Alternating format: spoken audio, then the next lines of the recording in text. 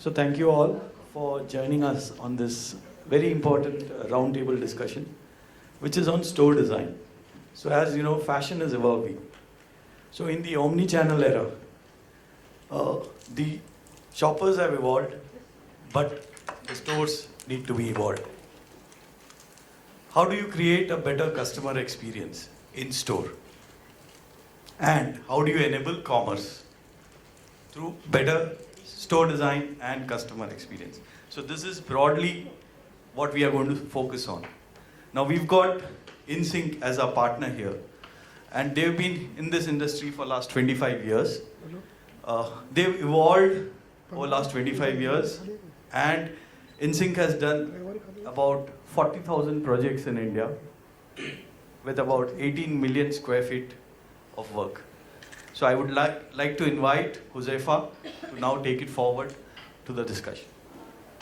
Thank you all for joining us here. It's quite an august panel of experts here. So kind of feel humbled, but especially after the introduction he gave the company. So like we always keep saying, retail is a dynamic market and it keeps evolving. And we've seen retail stores evolve from bazaars to supermarkets to hypermarkets and departmental stores, and the number of formats that they've taken up today. To start with, we always worked with a single channel sort of an approach, which is the legacy approach, which is where the consumer is one and he interacts only with a single channel, whether it be online, whether it be a catalog, or it be a click store. Today we are at the stage where the consumer is connected to multiple channels, but in different silos. The information between the channels does not flow to a single reservoir, so there isn't a single view of a customer, at least for most brands. And where we're looking to head now is where the customer is at the center of everything. All information from all channels flows and flows back into giving the customer a better experience. Isn't that what all of us want? Yes. Great. So who is the customer? I'm sure you guys all are aware of most of this, but our customer today, 80% of them, I'm just going to run us through this quickly. So 80% of them own a cell phone. 8 out of 10 use the smartphone that they own when they are shopping in our stores. And what they're essentially doing is looking for information. Looking to see what their peers are doing, or searching for a value proposition. While we were talking outside, we also came across that today it's not only about discounting. All of us compete at about similar price points to our competitors, whether it's at MRP or it's at the discounted price. Price isn't really a differential anymore. It's what the shopper really experiences. That's basically what makes our physical stores different, and they're looking for convenience out of most stores. When we asked, this is a recent report by PricewaterhouseCoopers, and when we look at this report, some of the most alarming thing that when I'm looking at design from a store design perspective, the most alarming thing is that we spend most of our resources today on this,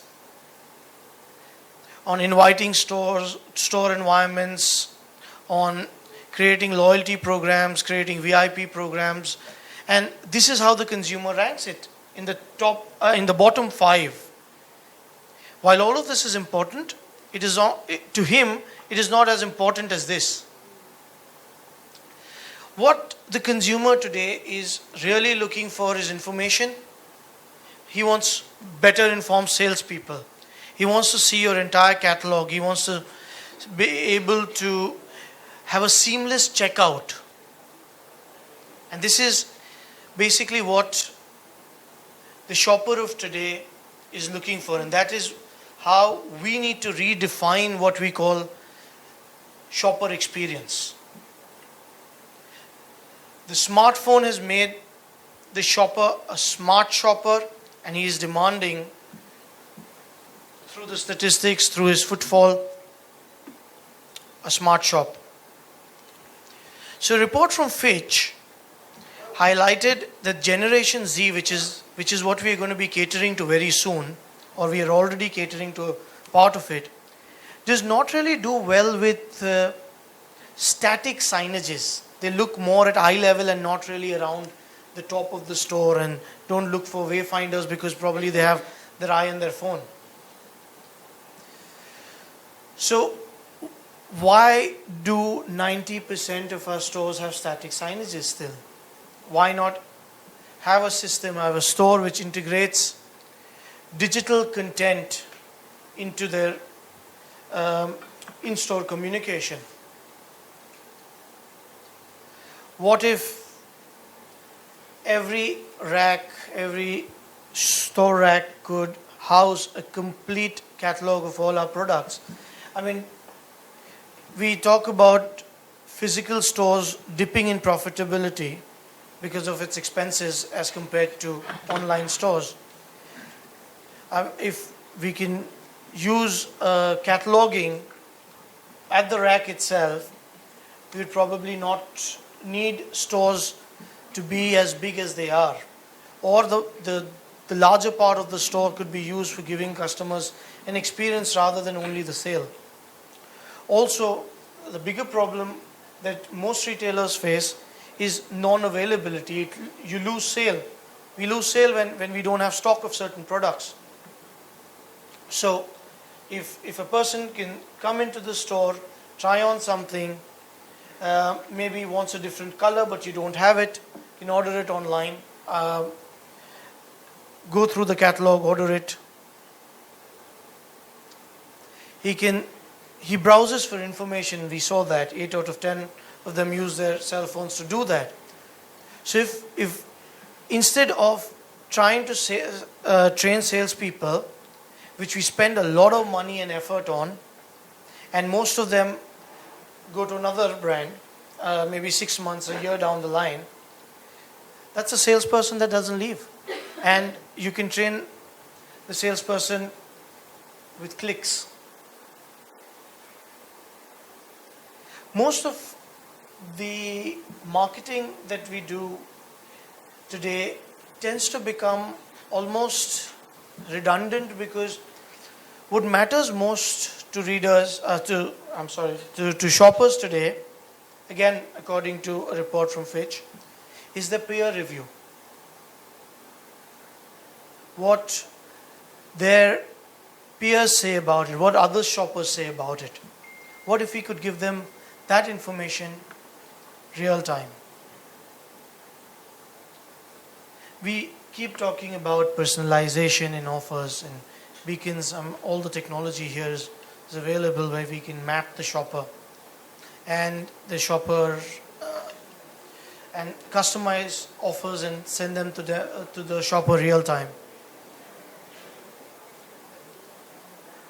The person can add his purchase to a virtual cart, check out at the rack itself, pay by card, pay by Paytm, whatever he may, and get his product delivered home. So, in a sense, getting a holistic experience of experiencing the product, the brand, in the physical store, and still having the convenience of an online retailer. What if it's all possible today? So we've introduced the smart shop fitting system, which we call Fit and Light, which integrates all the sensory experiences that a shopper requires, from lighting, which is embedded into the shelves, to power for the tablets and touch interfaces, which is powered from the uprights itself. So there are no wires, no batteries, nothing that is visible to the eye. So it's all visible, but it's all invisible.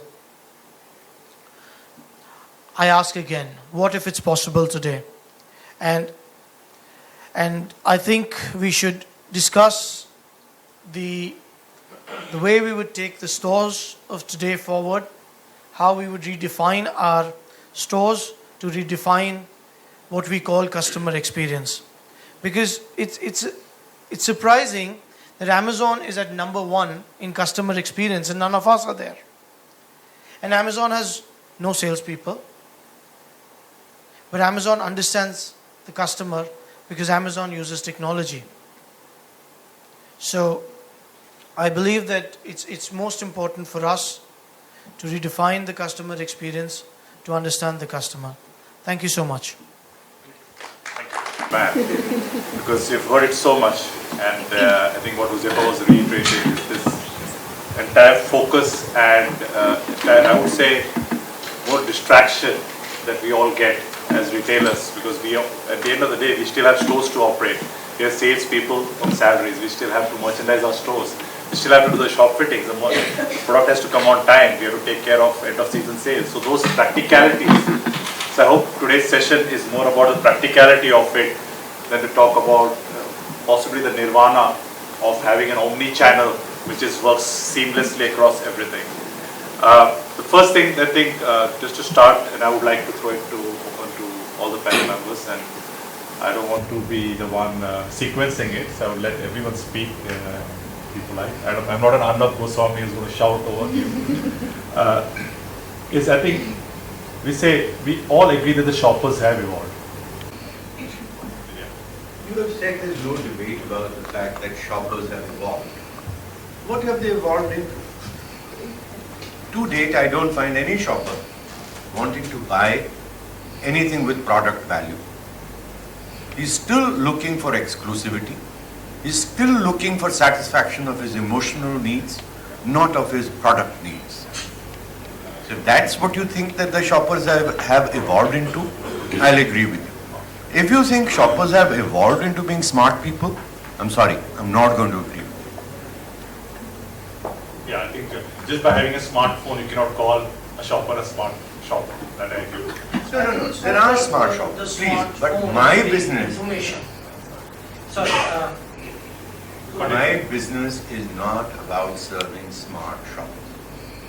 I sell good, fashionable clothes for them to look smart. Getting the smarts is a totally different thing.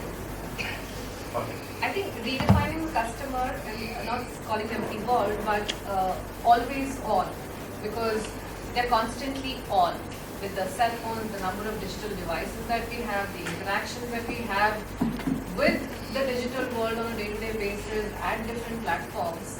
It's the always on consumer, and therefore the consumer is also, taking in data, which is he's snacking onto data.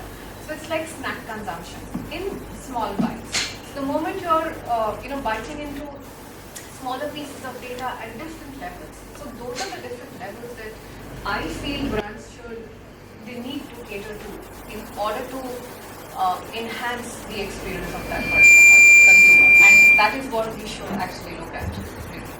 I think the word empowered consumer would help us. This smartness is more plus. I think that when you're talking about an evolved customer, you are actually not understanding that in India, I have seen in the past years, evolved customer, we are looking at a customer who's just looking for better discounts on online platforms. So it is just that evolved customer, as she rightly said, is just taking in data. That evolved customer is taking in data from all the aggregators, putting all what he wants about fashion into his wish list, and then waiting for the discount day to happen and then buying that. So he is not actually evolved. He is looking for a discount here. And as you rightly said, that we need to have some stores which are going to give that kind of an experience where we will get something, people to come out to the stores now. And so I've seen his product. I went and visited the stall, and actually worked with them initially when my brand began also. So I think what we are trying here is looking at something where the customer will have something to look at for a seamless shopping experience. So along with what you just said, it's about like discounts, yes, but we have, like in Puma, we have a set of shoppers who come to understand the product as well, because he is the person who's training, who is the person who is going for marathons, he is the person who is actually into a task, I would say, he's a runner, he's a trainer, he's into a serious activity. For those kind of shoppers, I think what is very important for brands like us to create that experience, because that information he's not going to find anywhere. Probably what a competitor for example a Nike is offering and versus what a Puma is offering. He will have to go to the stores and understand and try the shoe on to understand what exactly he's going to get out of this. He's never going to get that information online, whether he reads the reviews, whether we are introducing treadmills in the stores. We have what you call as capturing the foot information, what kind of runner you can be, whether you can do a long distance, whether you can sprint. All this information we give them in the stores, and just by being a smart shopper and going on the cell phone and reading about it is not going to help them. So I have a question, if you don't mind. So is this information shareable? So if I love to probably pamper my ego and say, wow, I've become a marathon runner. Can I share it with my peers and say, listen dude, I'm a marathon runner? So how do you share that information from the store currently? Right now we are just talking about the customer base that we have. We have captured general runners also and serious runners also. We are physically tapping those customers as of now who have bought a product, who are participating in a marathon. We go back to them, we ask them how your experience was, and we ask them to write about it, probably physically. But going on a mass is something that we... So would it help if, let's say, the person got those scores, and those scores can, from the store itself, be uploaded to his Facebook account for everyone to see, along with the shoe that he's just purchased and the location of the store? That would help your brand build more credibility around that specific thing that you've created, which is a fantastic thing for the runners. Yeah. Basically, sort of build in the share button inside the store. Exactly. I think that is what is missing, because we are an always on connected consumer. Yeah, I think like taking for example, there are stores like there are even such the case we have Bonbons in the US. It's a store which does not sell anything. So you go up into the store, all the sizes, all the assortment is there, every size, every color, every texture is available there for you to try it on. But you cannot buy it. There's an interface you buy online, and they have built so many stores across. So it is a different way. Just imagine, I was just wondering, when he put it as a business idea that hey, I'm going to put stores in the most expensive streets of Manhattan, but I will not sell anything on that store itself. So that comes to my question with regards to, I think in India we had a big challenge, yesterday they were talking about it, is of profitability. Because of the entire real estate cost and the cost per square feet, we are obsessed with getting productivity. So, I was talking to our man from Ixola, and I was a little bit involved in the Big Bazaar Direct, and I know one other project that they did, that just by empowering the Kirana store wala with a tablet, suddenly his 1,000 SKU store became, 5,000 or 10,000 SKU store, because he's actually got a parallel store within the store. So similarly, I think while we decide spaces, right, when you decide store, you look at the formats and then you decide on the assortment based on the square feet. But now giving a digital interface and allowing us to be, let's say, space square feet agnostic store. Is that something that you think that can be Sorry, may I just interrupt here? There's a request from our camera team to please use the mic, because that's the only way we'll get it recorded. Two is, I can see those behind are struggling to hear some of you, so please, they would also like to hear the discussions. Could you please hold the mic close, because you'll get it through this thing. Thank you so much. Thank you. Very good point. We are sharing mics. It's a good point you touched upon. I think there's a big pressure of profitability for designers in all aspects of design. Coming to retail design, we have done a store, the biggest in Indranagar, which is our newest pilot in Raymond. And it's tech-enabled. It is what a lot of things he pointed out in the what customers are looking for, and we have been able to brainstorm and put all that in place as a pilot. There are glitches, there are things, and we are improving on that. The big point was that when I started that design, I would go out and see how do I make a difference. One consumer trend was customer wants to see a black trouser and wants to see 12 or 15 options in that. When you put the stock in 1,000 square feet or 3,000 square feet or larger format, you're not able to showcase so many product if you put all sizes and everything and all. So one big change I did was that, I mean, I can proudly say other than boutiques we did in mass market that I only put one style in front.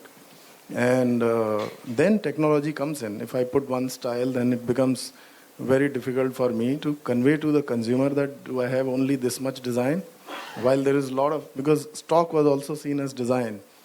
So I balanced both the things over there, and then now you can scan and you can use all the very easy tools where you can see the collection which is in the store or outside of the store. We don't have a click and collect model of backend, but definitely we try to service whatever is in the store. What it does is it solves customers' problem of information. They want to know about individual product, maybe not so much in fashion. And I agree to you, because they want to look good. So you see a red shirt, then you want to know which color will go in trouser or can I have a jacket, and all these things should prompt. And in the end, good trial room experience and then check out from anywhere. Like Udupi joints were selling idlis and you were checking out on your table. And for years we were making amazing cash desks. So what was the need? There was no need because we should pamper the customer like that. Are we ready for that? I struggle a lot because physical environment is becoming more expensive, and all of us would know because of the material costs and the kind of design we want to do. And technology also comes very expensive. There's no capex I have for technology. We have to push very, very, very hard. So just giving an example that I did a live facade in Bangalore store, and it's a simple technology of using LED curtain, and you can play any content you want to, which will engage customer to look at your store, come inside. And usually we were doing a signage of 50, 60,000 rupees on facade. Now suddenly there's a product which is in millions of rupees, and you put, then what do you take out of the store?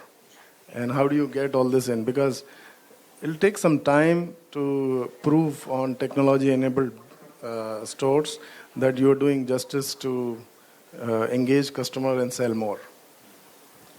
Talking about physical stores, just another thing that comes to my mind, an insight when we talk about smart shoppers. Today's consumers are just always on the move, and that's one insight that we kind of see from day-to-day life. The millennials, they're always on the move. The selfie generation, and so on and so forth. So, if I look at my mom or my grandmom, they were also smart shoppers. They did compare. They went to 5 different shops. They compared price of saris, price of fruits, and they felt like a sense of pride when they bought apples for 100 rupees instead of 150 rupees. It's the same today, but today the consumer is so time conscious. Today I'm always on the move. We're doing 10 to 15 things. So another idea that really, it exists internationally, the whole concept of pop-up stores. When we talk about physical stores and talk about capex expenses, so on and so forth, I think internationally it's beautifully implemented. In fact, one of the brands that I worked for, they had pop-up stores at kiosks at airports, pop-up stores at railway tubes. And it's for those consumers who are always on the move. They're looking for convenience. They're time conscious, and that's the whole concept. Can we really look at doing pop-up stores here? I don't know if so many brands today have done that. It is extremely price effective. capex conscious, so to speak. And plus, it's very, very convenient for people who are on the move to place your orders and get it integrated back to your high price, expensive, capital intensive stores. So coming to your point about pop-up stores, it's actually a brilliant observation, because when I was just recently in London, went to see the Box Park, and the entire idea of a pop-up store has become a pop-up mall, and and well, the convenience that the pop-up store gives you, the modularity that it provides, that you can go, if a store does not work in a certain neighborhood for a certain amount of months, it's small enough to be just taken to another location. So why is it that that's not caught up here? I mean, is there somebody who can shed some light on that? Hi. Now, in Indian context, basically, almost only 40% of retail space is still occupied. 60% of the retail space is still vacant in malls. High streets are still occupied. The discussion actually started with in 2007 or 6, when there was an upsurge in terms of opening up malls. So I remember days when within a span of a year, there were 18 specific malls which opened on MG Road in Delhi. And even till date, now, initially there were 1 or 2 more successful malls, but now none of them are profitable enough, either for retailers, for franchisees, or even for the mall operators. Now, if that is the case, then pop-up store is going to be a very, very futuristic idea, slightly impractical for current scenario. Now, coming down to a few of the other points which we were discussing. As far as I know, and it is for us also from Benetton, that shoes is one of the fastest selling category on e-commerce. We do give experience in terms of our stores by showcasing shoes you can try out, but then most of it is better sold on e-commerce rather than in physical stores. Why do you think that is?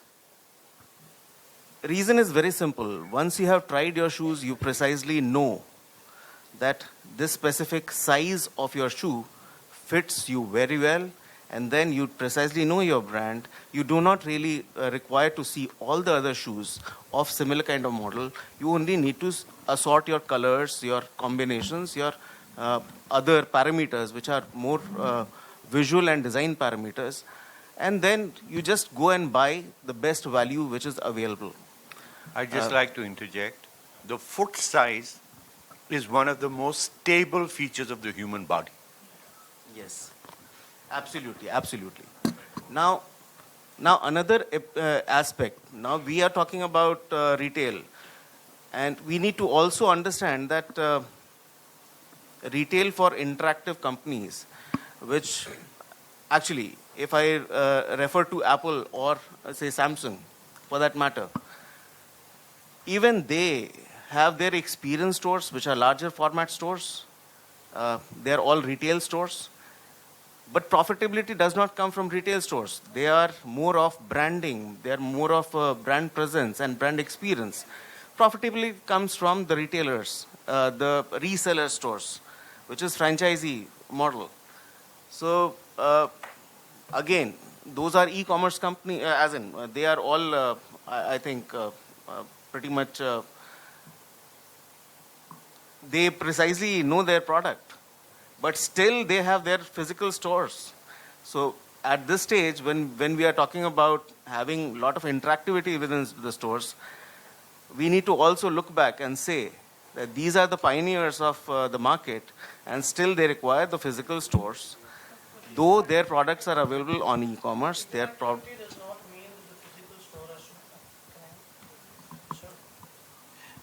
I mean, when we were talking about interactivity, that was not to say that the physical store or the physical experience can ever be replaced. Very simply because today we are talking about, in fact, engaging the customer even more within the physical store. Either it's by the way the Lego store does it, by creating areas where you can actually play the Lego games, or the Hamleys store in Moscow, which is the largest store, I think, about 600,000 square feet. It is completely digitally enabled, but for certain areas, they've got a go-karting track, they've got an enchanted forest, they've got a Barbie castle, creating experiences that, like Mr. Sidhu said, to satisfy their innate desires is the prime focus of the physical store. In fact, what we are trying to get at is that let the physical stores focus on that. Like Prasad said, the Bonbon store, Bonbon, right? Yeah, Bonobon, where the physical store is for the experience. Let the buying be done, maybe through the online portal, or at least give the option of buying within the store. Now I'm talking as a shopper. If I go into the store, I get my experience. I'm right now on a high. I've liked the product. Maybe my size is not available. I can just input and get the material delivered to my house, and both of us have benefited out of it. Me as a shopper and you as a retailer have benefited out of that experience. So the experience of a physical store should not and cannot probably be replaced. But the convenience of e-retailing can definitely be added into it to give a better experience. When I said redefining the consumer experience. So, I think I'm the only person on the panel who spent no time in retail, is my judgment here. So I can add an outsider perspective, and that's what I wanted to come down to. I'd seen a very interesting slide. I'll dig into it and potentially share with everybody. And the slide spoke about evolution of store as to over the last 100 years how stores have evolved. And it was a beautiful slide because stores didn't evolve the way they exist today. So it started from somebody taking a tokery on his head and coming to your house and showing you products to people going to on an agricultural based economy to a farm and picking up products. So somewhere when we're discussing, we are assuming that the store has to be the holy grail the way it exists today. I think a consumer doesn't care, is my understanding, and I'm surely coming from an outsider perspective. Adding to that, I just wanted to finish a point. Right? Okay. So I think the way we should look at it is that the role of a physical store, and the word physical is coming over and over again, is to deliver the physicality of the product to the consumer, and nothing more. Exactly. And nothing bloody more, right? If I behave as a non-store retailer, as a consumer, I do not care whether you deliver to me in a store or from the clouds or whichever way you want it, right? I want to experience the product. Unfortunately, I cannot, or fortunately, I cannot experience the physicality of the product in any other way. Second assumption we're taking here is that the store is the only way it has to be delivered, right? Consumer, before technology came into existence, there was no other way to deliver it. But once the technology has come into play, we cannot deny the ability of the technology to potentially deliver it. I think the big question we should ask is that what's the role of a store in a consumer's journey, right? And his ability to buy that product. And I think we'll get better answers from there and then say that, oh, the store should potentially behave like this or potentially behave like that. I'd like to add another point there on the evolution of retail, etc. You see, you have stores and shopping centers because they are more efficient than someone taking a huge plethora of goods to everyone's houses. Life started with very few products and lots of customers, and it was a time when the selling costs were very low. Production of the goods was a high amount. slowly and steadily, our selling costs are going up and up and up, to the extent that when a customer comes to my store and buys some goods, he is paying the same amount for the delivery to him as the product cost, which is, in a world which is supposedly going more efficient, one of the worst things I can see. And the great revolutions that have come up in retail, Mr. Walton's first foray was entirely based on reducing the cost of selling. Secondly, Zara, again, fashion being sold at a much lower cost of selling. Please, the retail costs that Zara pays are much lower than other people. And this efficiency is something that's been given a total go-by in the last 50 years. It's gone entirely onto getting some feeling of exclusivity, some one-upmanship in the mind of the customer, and it's largely because people have become very rich, and blowing up money is a joy in itself. Otherwise, you cannot understand why a Rolex should sell at all. It's a prehistoric technology. I wear one. Sorry, I wear one also. No. It tells the time worse than Titan does. Costs a fortune to get it bloody serviced every 3 years. Why should it sell? The evolved customer only wants to show off. He has no sense of experience of the product at all. My wife shouldn't hear this. Sorry? Sorry? His wife shouldn't hear this. Well, wives, sorry, there are ladies present, I won't add much. Adding to what you were saying earlier, so there is experience which is required, and do not forget one thing, that online stores, people like Snapdeal, people like Amazon, people like Flipkart, they are working on tech where they are building on experiences which will make shopping even better than what it is today. Right now, most of the consumers I've heard go to online sites because they get discounts there. But moving on, and the way the trend is, I work with Snapdeal, and I'm telling you, we are working with technology which will make, so what if I give a guide to Puma which says that, I will let the consumer know what their foot type is. I will educate them, engage them in content which is visually stimulating, and therefore ensure that they have the right shoe that they really need, and also add that share button, which currently the physical stores do not have. So while we talk about digitizing physical stores, I think it's a little more important to emphasize on that, because the online stores or else will get the better of them. And in fact, just wanted one more point. I felt that consumers needed a product because their awareness was very, very low. Today's empowered, smart consumer needs solution. And I think stores should focus on that. And I think she's highlighting that whether it's delivered online or offline, I don't care. See, at my stores, what we have done is we've got a solution there where we've got a LCD panel where we've got all our inventory on that, and everything is at a click of a button.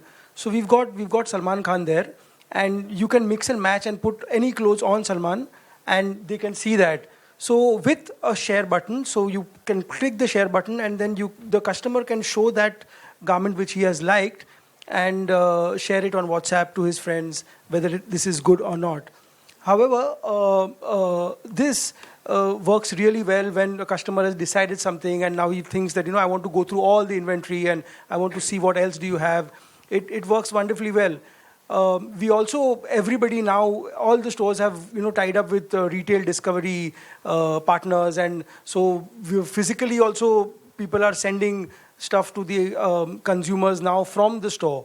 So it's not that it is not happening, because every brand, like you correctly said, that retail space is 60% is vacant, but out of that 60%, people want their share only in those 200 malls which are running. So people only want to be in those 200 malls. The other malls people don't want to be. And coming up to even pop-up stores, a brand has so many different products and product lines. It cannot, and plus maybe they don't want to be in a pop-up store. It doesn't have the vision of the brand. So, these things may not function definitely for a brand of that stature. So you are always looking for a retail experience where a customer would be coming in and getting that experience. Then, as you correctly said, he may buy it from wherever he wants. That's absolutely true. But at this point of time, I think every brand is trying to make it possible for a consumer that when he walks in, the experience is great. We are all looking at customer delight and not customer satisfaction. So that's... Let me get one thing, just to get a little bit, because I know this thing about experience and technology in online and offline, there was almost like two worlds. Let's talk about one world. But I want to bring a little bit practicality here, because if you saw what the respondents, there was a PricewaterhouseCoopers, 1,000 respondents from 18 to 60 years old asked the question, what is your expectation from in-store experience? The top two things they asked for. One thing what you really raised, right, like ODP restaurant, self-service checkout. And I will ask Arden, because Shoppers Stop does a fantastic job of getting windows done beautifully. Everybody comes in, shops, but hey, at the end then I have to wait in the checkout. There's a long queue, and everybody's got the salesman trying to overturn, because he's bought something high-end item, but everybody's standing in the queue. So that, and the data in the survey, the consumer's asking for something that is more seamless, So that's one point. And the second point I would like also to ask, I think this also probably something that you mentioned, and probably Raven also recognizes, we spoke about the little black book, that the sales staff is such an integral part of the entire experience. Today, conversations happen in the store, and those conversations, whether doing on a digital environment through whatever interactive way, and we are facing a problem of sales iteration, especially the new stores. You don't get good quality people to stay long enough. So you constantly have to train them. And and there's no standard way. Today you train somebody, and the customer gets a great experience. That person is not there, the customer would have a very bad experience. So these two things, checkout and sales, wouldn't that ask ourselves, how can we do it better in the in-store, and can technology help there? Actually, I'm not speaking too much because I've got a bad throat. Just want to share that as far as Shoppers Stop is concerned, we are a very, very, very large box in terms of a store. And we are dependent on all the Pumas of the world and all the Calvin Kleins to come in and all the Bennettons to come in and do something within their space, right? Even Mufti coming in and doing something as much as he doesn't want to be evolved or wants to be evolved, that's a question that they've got to answer themselves. For us, when a customer steps inside our space, it's about him stepping into the space of Shoppers Stop, the brand, the department store Shoppers Stop. And I think we've tried and successfully tried, and what you rightly said, for example, just a few months back, we did an experiment, and precisely this, you have tons of customers coming in and waiting for 15 minutes, 20 minutes to do billing, because it's that big day when everybody wants to go gung-ho and say 50% flat across the mall, across the cities, and that's what's happening. And that's the buzzword. So what do you do at that time? So we just introduced a simple 1-minute checkout, where we said you can get your stuff, dump it, fill your name, fill your address, we'll deliver, and you pay at your place. And it worked beautifully for us. And trust me, there was no additional cost that we sent to a customer. Okay, it worked beautifully. And that was our thinking at that point in time. Next USS comes and we say, how do we get better? So we actually started saying that we've got, say for example, Malad is one of our largest stores. And we've got, if you come to a Shoppers store, you would typically find about 10 cashiers at a single cash till at any point in time. So we did a complete experiment of digitizing, and not digitizing at the cash counter. We did digitizing of billing and complete mobile billing at every possible location within the store. So we popped up, instead of a pop-up store, we did pop-up cash counters at about some 50 locations inside the store. And we shut some of the cash tills. And today, currently in Malad, we've shut most of the cash tills with the exception of one till only to collect cash. And trust me, we've had a movement of about 40% traction of all credit card and debit card billing happening from there. And that's the way it is actually happening. Okay, so there is definitely a connect which is going to happen from physical to the virtual world. Okay, we are not saying that people are only going to be online. We are not saying they're going to be only in our store. We know that they come into our store and they're skimming every time to see where we can get the best deal. But we also have a challenge of saying that a lot of customers come into my store. They know me, but do I know them? And that's the big question we're trying to ask ourselves. How are we going to be identifying those people? And do they want to be identified as saying, yes, come in, Mr. Jaspreet, and you can be shopping for 4 trousers because last time you've been shopping for X. But do we want to intrude into their privacy? At this point of time, we are asking that very, very pertinent question of how can we get there without him being afraid of us. We have a lot of first citizens, and I think a major part of and chunk of the business comes from that 70% of the first citizen clientele which comes to our stores. And they are our repeat customers day in, day out. They keep visiting our stores. How do we tap them to make them feel more at home? And you keep adding levels and tiers of citizenship in a sense. So you start with the base tire, then a silver and a gold and a platinum, and God knows where it's going to stop. Okay, but ultimately, you've got to make sure that customer is with you forever. Otherwise, he's going to be saying, why do I need to be here? I can go on to Snapdeal and I can go on to Flipkart and keep shopping. But yes, if he does go there, I think she knows it. We are already on the Snapdeal page. So we are not just physical, we are also omnipresent at marketplaces. We are also within our own e-com site. We are investing heavily.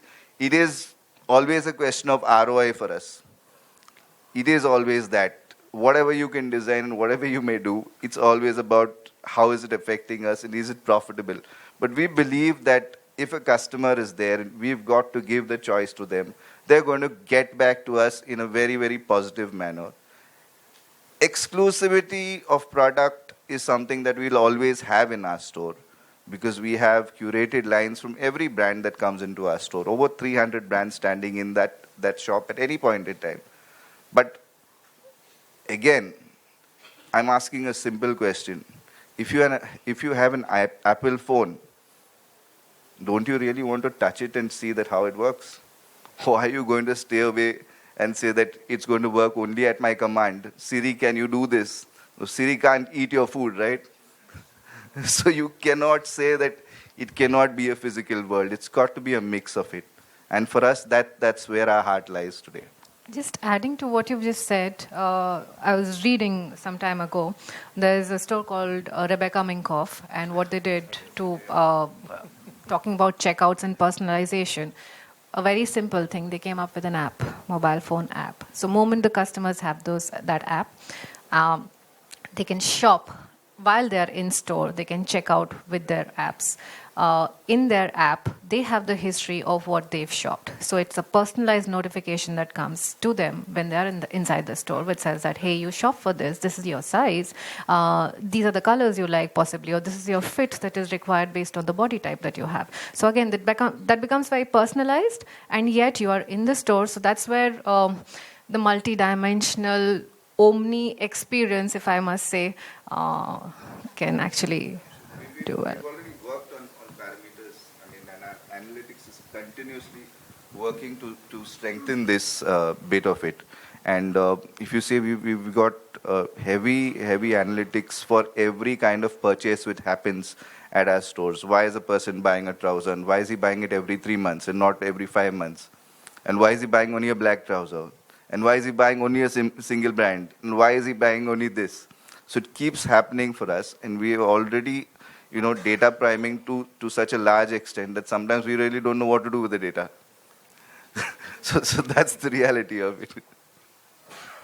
Just another point, coming back to the role of stores. We are at an interesting point where HRX is only an online brand, and we really want to take it offline. And the whole question today is what role does the store really play? Because we're an online brand, yes, we do have the discount-led consumer. The product is still being sold. It's being touched and felt once it reaches the consumer. But what about the true brand experience? Today, if we are saying that we're into an active fitness space like the Pumas, Nikes, Adidas of the world, we're not there yet. But the whole idea really is to give the brand experience through digital as well as a physical space. So it's just about marrying the two and being there. So it's important for every brand not just to be offline as well as online, and the integration is going to be really important. So I agree with some of the points that have been mentioned. I think the first question that you have to answer when you make a store is whether are you looking at sort of the store being viable by itself, or are you looking at some other objective which you can leverage to other omni-channel or multi-channel sales channels like e-retail. So I come from an ethnic wear industry, from women's ethnic wear industry, which is very, we have a lot of SKUs, very low margin driven, where you're competing with some of the semi-organized or unorganized players. And especially there, that question becomes much more important. And that's where one of your earlier remarks about how to use digital media to enhance the SKU range. And if you do that, how do you ensure that the reverse logistics is tied up, which is, you mentioned about the Kirana store example with Big Bazaar is, you're giving customers options which you don't have in store. How do you ensure that you actually get them when the customer actually orders? They become quite relevant as well, especially when you're looking at a more unorganized segment where the idea of the store is more to deliver, to be viable by itself as opposed to deliver a brand experience which can be leveraged otherwise. As a solution provider in the omni-channel and technology space, one of the biggest challenge we have faced is, because we go more on the e-commerce side, is that every time you go down with a solution, it gets seen as a channel-centric ROI thought process. I would come back to the store point. So because for some time, store has been seen, each store gets seen as a P&L kind of a thought process. It's seen that the store cost has to be recovered from the P&L of the store. I personally think the most important is the CFOs to look at that. Is this new smart shopper pushing the whole channel strategy in a direction where you cannot see store as a P&L, you cannot see online store as a P&L, you have to see it in integrity because the consumer is seeing it in entirety, right? And so maybe the cost line, which is the rental of the store, has to shift into a marketing bucket, then potentially into something else.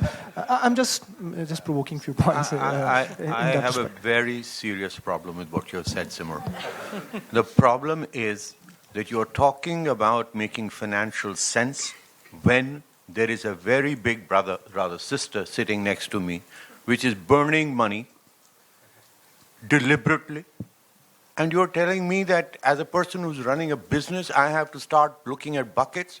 You can't play a genuine, serious financial business where there is a large part of the market which is upending all logic.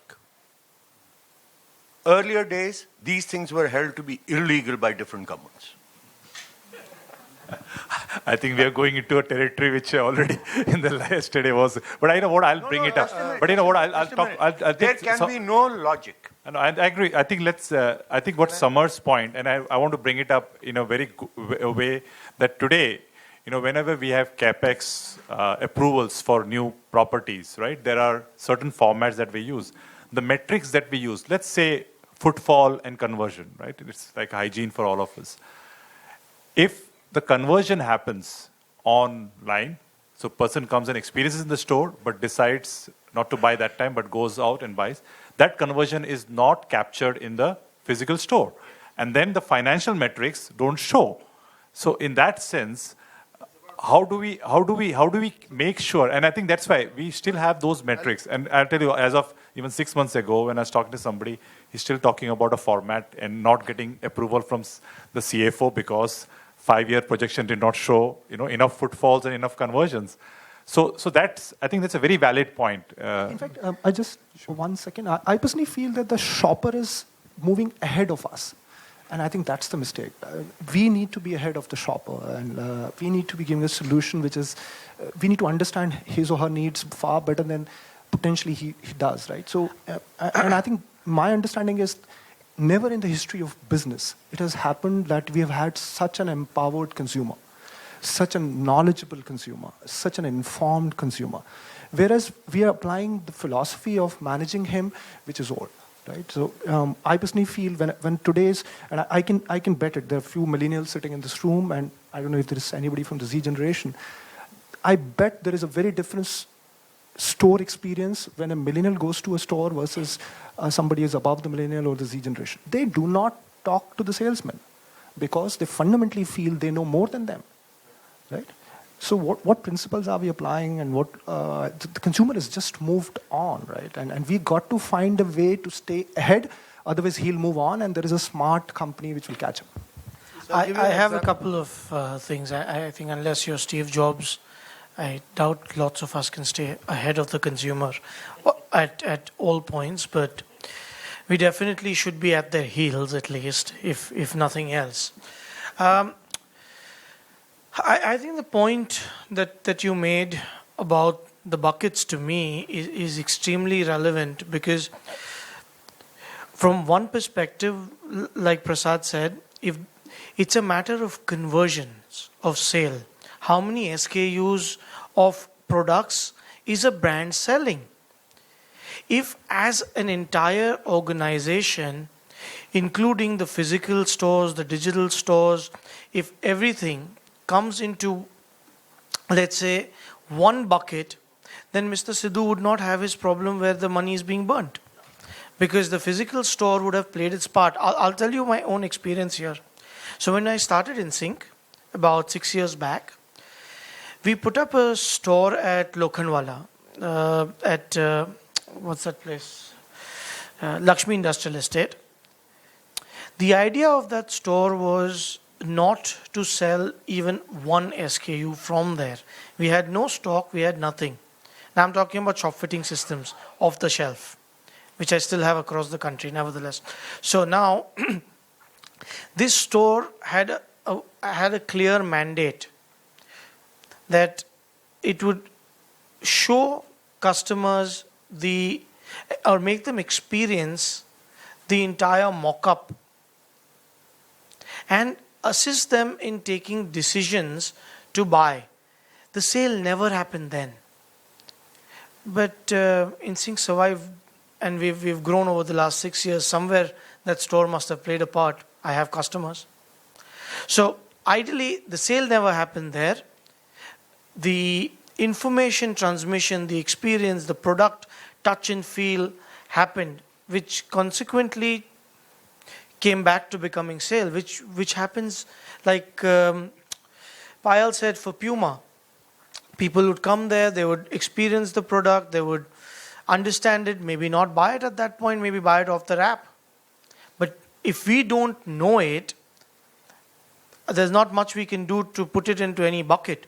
So if we can we can connect our stores in a way where they can probably buy it there, or even put it in a virtual cart because they've liked it from our stores, then buy it when they want.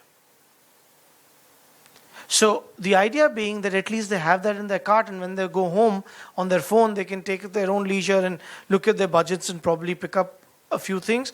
Maybe they don't pick up a few things, but at least they put it there. I want to share one example of a little away from apparel and accessories, and which really inspired me before we were doing this store. And the company is called Asian Paints. Maybe it'll answer a lot of doubts which were put forward today. So Asian Paints was business of selling paints in hardware shops, shop-in-shops, own stores. They developed a machine where you could get any of the million shades or whatever you do.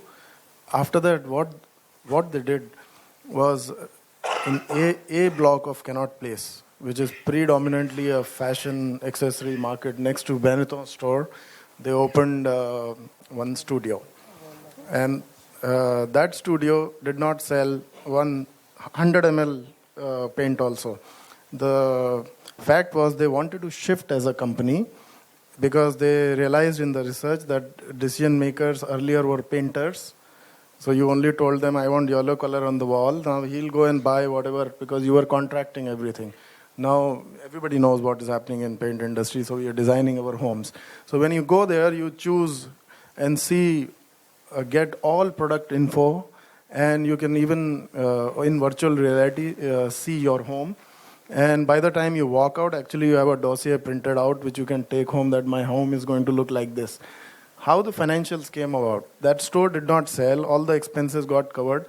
How they piloted was, in cannot place, in and around area, whatever by their definition the catchment was, sales rose by 30% of Asian Paints.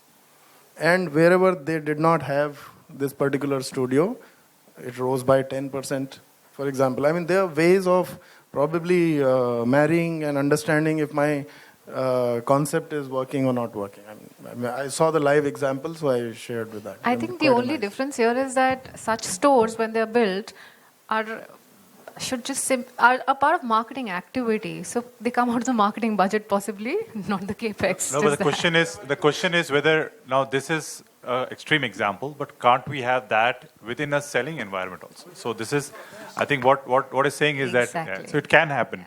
So the other part which I discussed, which I think since Samar you mentioned about this, that consumers are knowledgeable, which means that the sales staff are expected to be even more knowledgeable. That's why what it said, the deep knowledge of the product. So the consumer's question today to the sales staff is, expect the sales staff to be so much knowledgeable, and unless we have some, I know that in Raymond there are people who are working for 20 years, so they're in and out of it, right? They don't need any. So they got their book, they understand the textures. They don't need, they don't need anything. The product is refreshed. But they know everything, right? So they also are, they are people who, you go to a Udupi restaurant, ask what's in the menu. He will just tell it without reading it, right? He can say it. So the question is, how can we make sure that the knowledge, right, becomes in a way, or the store becomes in a way, sales force agnostic? Is it possible? Right. In fact, just from another perspective, because thought came through a solution-centric thought process. I don't know how many of you know that there's a small Facebook group called Mumbai Momos, or Momos Mumbai. I don't know if any of you. It's a group of housewives. It has 50,000 members in Mumbai, right?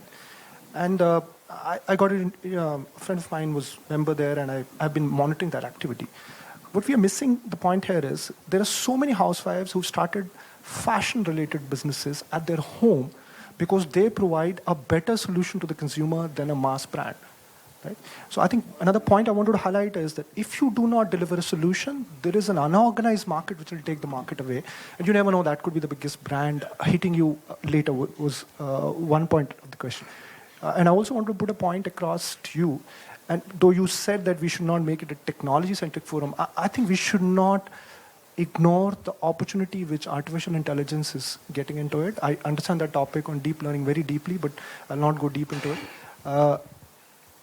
And I personally feel that will come and interfere, or influence is the right word, in the stores in terms of the values delivered. I do not see a future of salesmanship in store, because anyway stores our profitability is getting questioned. If you have to increase the service, then the salary has to increase, inflation will catch up. So I personally see a tremendous intervention of technology in that respect. Salesforce.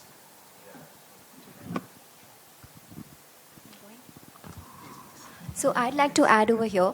I think the times are changing, and it's pretty evident because we have changing customers, we have changing products, and also changing retail landscape.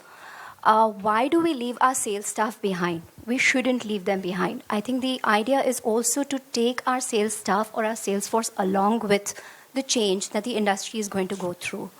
So at Trent, what we have done is we've created really strong integrated work series, which actually explains to them what are the new product launches, how they can be teamed up, how they can be, selling looks to customers or even upselling.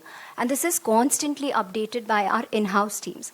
Also created web learning portals for our staff, which is important, whether it is for Westside or even for the landmark stores. I think it's very important if you're trying to create an experience for a customer when he comes into the store, it's very important that the touch point that the customer has with the staff is interesting and engaging. Otherwise, we will lose the game. Like what we have done is, earlier what we were doing was we were giving them very theoretical sessions on what the product is, how the product is made, whether the weight of the shoe is this or that. But recently what our training has started doing is very practically integrating the product. Like we have the store staff across all 50 stores probably in Bombay or Maharashtra. We get their interests out, whether it is motorsport driven, whether it is running driven, whether it is lifestyle driven. We engage them with our products physically and let them try it on their own. So that understanding that they gain by using the product is much more, and they get educated much more and cater to the customer much better than just having theoretical knowledge about the product. And it also helps us in a way where when the customer enters our store, he definitely knows whether he's a motorsport driven customer, whether he's a serious runner customer or a trainer or something, or he's just come for a lifestyle product. So that's where empowering the store staff comes into picture. And more than theoretical knowledge, I think it's more about practicality and getting them accustomed to the product.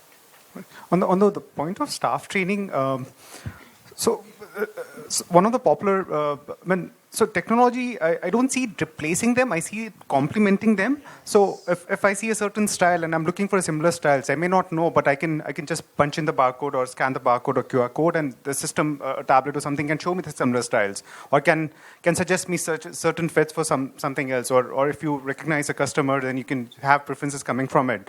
And that sort of solves partly the manpower question that we've been talking about, which is what if people move, because the knowledge is in the system, in the software, not in the people as much. If I may, I think I'll just give a little twist to the question probably that Prasad then put up. Rather than Salesforce agnostic, I think we'd use the word Salesforce dependent. And I've somehow come to the belief that human interaction within the store is a fantastic way of building loyalty. And that is far, it's much easier to find people and train them to do that, because that's a skill set that you're hiring, not just a person. So the way concierges are hired in hotels, we can have managers who are better paid because you don't have so much staff, and you can have such managers who build loyalty. I'll again give you an example. A friend of mine has a chain of hotels in Bangalore called Chianti. Brilliant place, fantastic food. But although this guy is a very close friend, the reason I go to only one of his branches is because of one of his managers there. When I go there, I do not need to order. He creates the course because he knows what I want and he serves it to me. Although the menu card's there, everything's there and I could order, but that's how the relationship is built. So why not use human beings and Salesforce for creating relationships, which becomes part of the brand experience, and let the rest of it, which technology can handle, be done by technology. I agree when you say that. So, the whole point that we brought about that technology and Salesforce, I think they really need to be interdependent. In fact, in 2007, when we launched international brands, I was part of the Calvin Klein and French Connection team. We purposely renamed our staff to fashion consultants versus sales assistants. And it was a very... there was a lot of thought process that went behind it, because even when we talk about millennials, it's not that they don't want to listen to the sales staff. If the guy is cool, if he can give him some advice, he will definitely take that advice and he'll want to ape the stuff that he's wearing. So I think it's very important that sales staff is an integral part of the physical store, because that's what differentiates a physical store than the online experience. Yeah, I just... Because economics will not support it. And difference, another point aspect, human resources leave at a month's notice period. So from that, and unfortunately, technology doesn't. And I'm not making a case for technology here in any possible way. So I personally think human intervention will be 100% required. But the quality of that human interaction has to seriously move up, keeping the economics into place.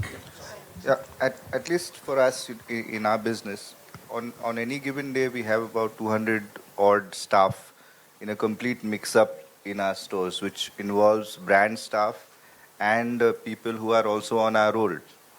But there's no surety tomorrow morning when I go, I'm going to see the same person on the floor.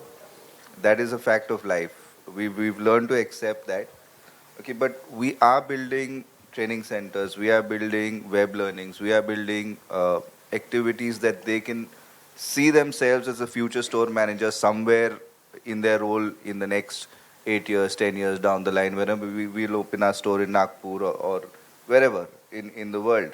But we are giving them platforms and opportunities so that they stick with us. But it is a given fact of life, they are not here to stay. And we can only enable them and empower them to an extent.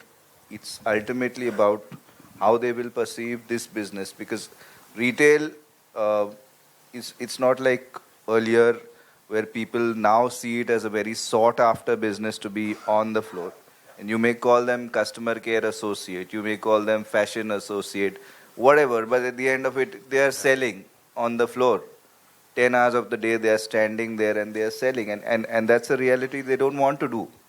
They want to be evolved, they want to be studying much better and get to the next grade in the next 2 years.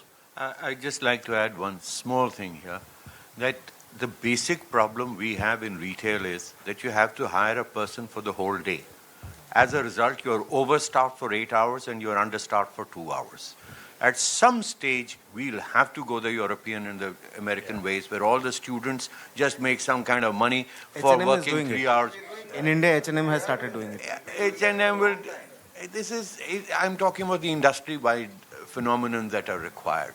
So because shoppers don't go there every day, all the hours for the store. My store staff had done nothing in the morning. I try very hard for them to say, yaar, apna shelf saaf kar liya karo. No, sir. That they won't do, sir. They will want another cleaner sweeper for that, sir.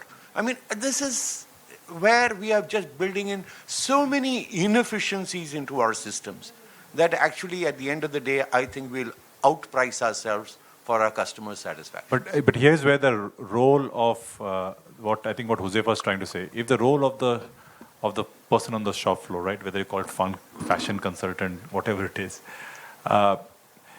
if you keep them training and talk, you don't have to tell them what is the physical, character, kaun se size mein aata hai, kaun se color mein aata hai, because all that can be done on the technology. Technology can help, and the customer is okay with that. He doesn't expect you to memorize all of that. Absolutely right, sir. If you go abroad, you don't even find everyone speaking English. That's true. You have one person who can handle the English speakers, the rest of them are local speakers.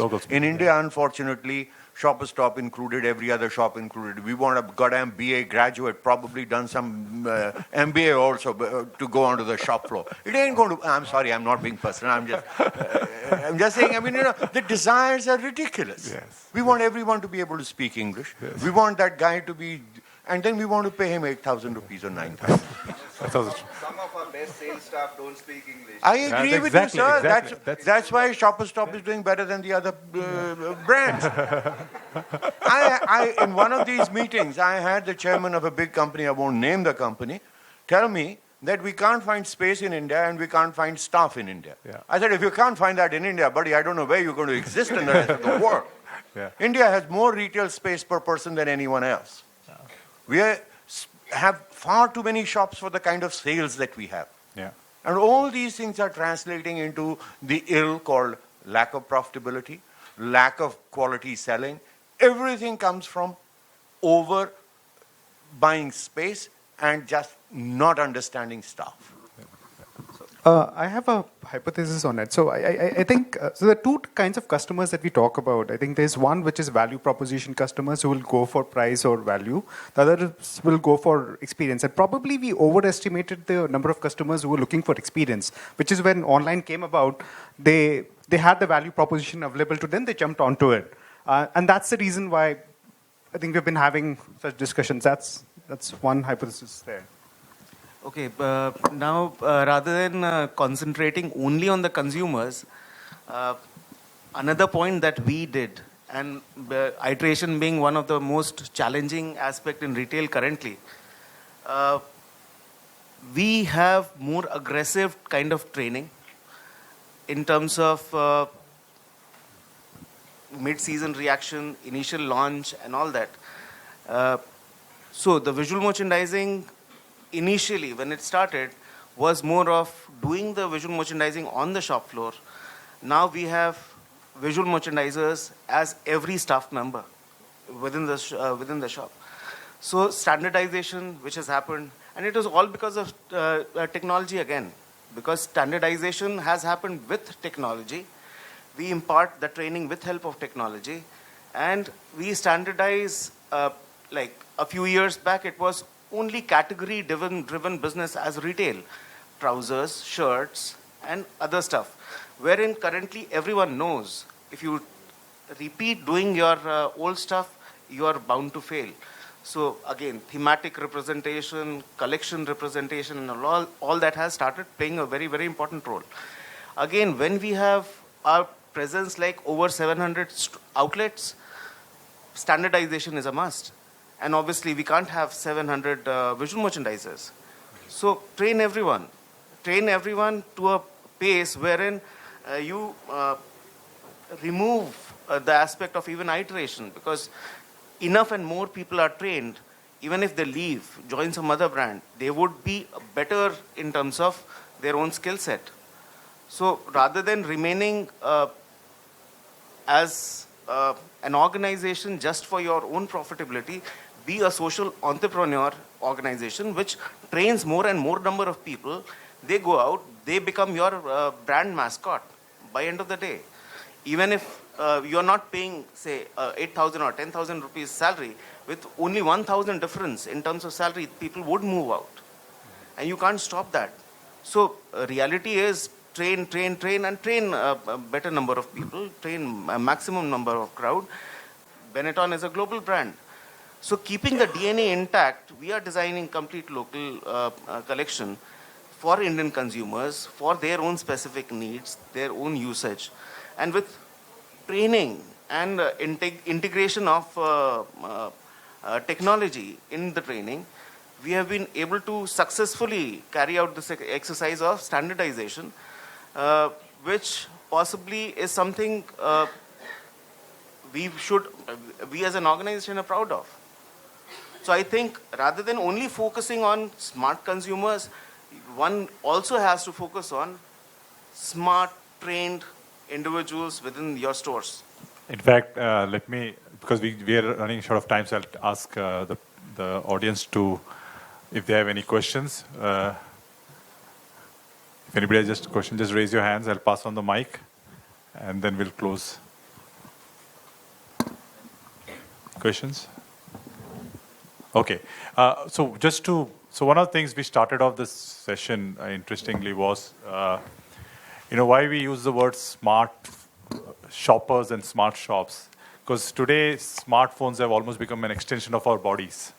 There's no consumer who walks without a mobile phone. So that's the evolution we're talking about. Now, not necessarily the word smart. Just by getting a phone that is called a smartphone doesn't make you smart. And I agree with you totally on that. But at the same time, has our shops shown any changes? So if we're talking about, extreme examples of Nordstrom having Instagram cards on hangers, where every hanger will show how many people picked it up or what are the likes. Or can the shop fittings have integrated technology, whether it is having a tablet with an interface that talks to you, where you don't necessarily, you spoke about the new generation who does not want to talk to the salesperson unless he or she is really looking for something that is very specific, unless it is about some experience which a technology cannot provide, right? Asking about things that I got to go for my, I don't know, son's wedding, what do you recommend, right? That's kind of conversation that they would like to indulge with the sales staff. So how do we get the shops where the technology available is not merely an accessory, but an integrated part of it, where it is not merely having a nice LED screen put on your shop floor and you say that I have technology in the shop floor. It's not about having tablets given to salespeople and saying that we have technology in the store.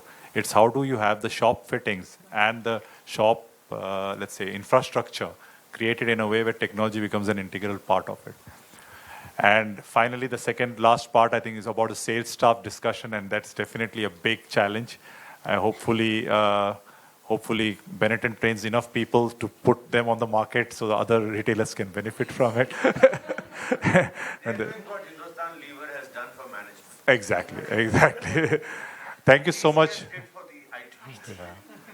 Thank you so much. It was a fantastic discussion. It was a great panel of, and I think we have a lot of foods for thought. And we invite you, Josefa would like to invite you to see the stand of InSync. That's right at the entrance, where he can explain to you what he is doing with this product. Take you guys through the experience of I could take you guys through the experience of what we've created, and this is obviously just the start.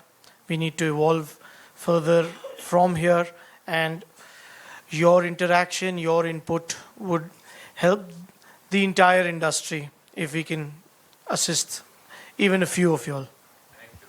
Thank you very much, and a big hand to our panelists and our moderators. Thank you to Josefa Merchant, Prasad Menon. I'll request Bindu Pillai of Images to kindly hand over a small token of appreciation to each of our panelists and our speakers. Thank you to Animesh Ikshit, Arden D'Souza, Arvind Saraf, Ashima Vora, Charnita Kaur, Ekta Saran, Harish Kumar, H.S. Sidhu, Nagendra Pratap Singh, Payal Fadnis, Samarjit Singh, and Sambhav Chauhan. Thank you so much. It's been a wonderful discussion. Ladies and gentlemen, we have two more conclaves here. At 3:15, we'll have the Omni-Channel Conclave, and at 4:15, the Sourcing and Design Conclave. I'm sure we'll see most of you back for those two conclaves with others. Thank you. And I think it's about time for lunch. You worked up a good appetite. Enjoy your lunch and bon appetit.